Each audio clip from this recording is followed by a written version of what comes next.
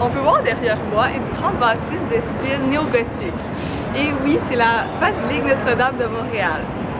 Une basilique, c'est une église privilégiée et c'est le pape qui décide d'attribuer ce nom à une église.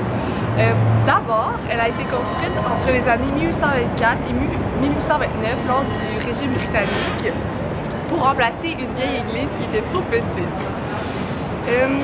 L'église, à cette époque, avait trois rôles très importants. D'abord, la santé, ensuite l'éducation et finalement les services sociaux tels que les orphelinats. Aussi, à cette époque, c'était les clergés qui étaient le groupe d'influence le plus marqué dans la société. C'est la fabrique de la paroisse de Notre-Dame de Montréal qui est en charge de construire ce magnifique bâtiment. Ils engagent l'architecte James O'Donnell et lui demandent de concevoir une gigantesque église pouvant accueillir de 8 000 à 10 000 fidèles. James O'Donnell opta pour un style néo-gothique et son idée fut adoptée. Le style néo-gothique, ça ressemble beaucoup aux cathédrales gothiques du Moyen-Âge. C'est la première, la basilique Notre-Dame, c'est la première église néo-gothique à être construite au Canada. C'est ça. Malheureusement, James O'Donnell n'a pu voir le résultat de son œuvre puisqu'il décéda en 1830 à Montréal.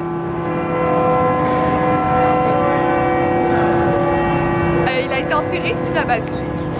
On peut voir deux tours.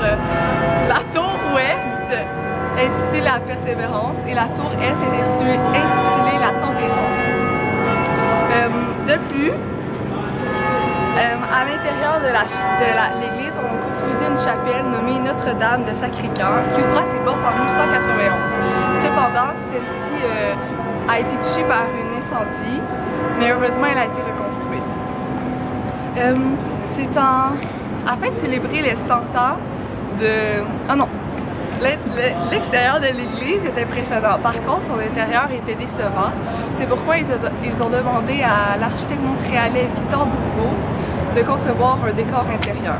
Celui-ci s'inspira du style et du symbolisme de la Sainte-Chapelle à Paris. Les travaux se font en 1870 et 1900. Afin de célébrer les 100 ans de la basilique en 1929, le curé sulpicien Olivier Moreau amassa de l'argent pour créer de nouveaux vitraux, ceux-ci ayant comme thème la vie religieuse et sociale du temps de Ville-Marie. En 1982, le pape Jean-Paul II décerna le titre de basilique mineure à l'église Notre-Dame.